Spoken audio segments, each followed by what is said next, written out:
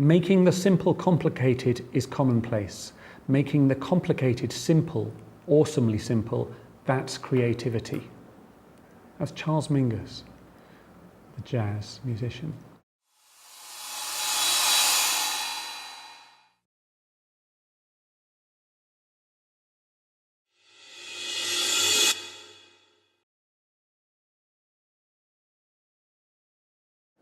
Especially as first-time filmmakers or filmmakers establishing yourselves with co-production, the less words you can get on the page, the better.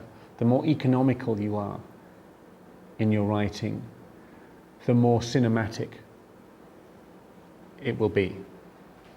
Most scripts I read, the scene starts too early and finishes too late.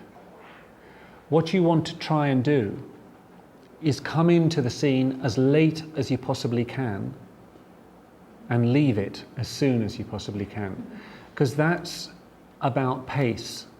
Our patience is very limited with setups, with somebody arriving in a taxi and paying the taxi driver and getting out the door and going to the house and ringing the bell and going inside. Unless there's a narrative purpose for that, you don't need it. It's fine just to have somebody at the door because we get it. We understand they've left somewhere else and they've arrived. So you don't have to fill up your scenes with extraneous material, with extra material that the language of cinema makes unnecessary. And when people write every little nuance of people entering a scene and entering a scene, it's really irritating. Let's remember that the time frame of a film is very important. You know, I hate scripts that run for 3 hours long. Nobody wants to sit for 3 hours in a cinema. Alfred Hitchcock said the length of a film is dependent on, how does he say it? On the tolerance of the human bladder. How long you need to go before going to the toilet.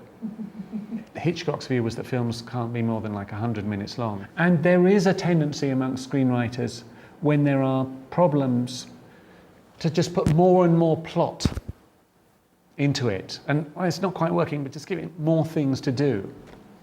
Doesn't usually work. So the script just gets longer and longer and more messy. But simplicity is key, and a through story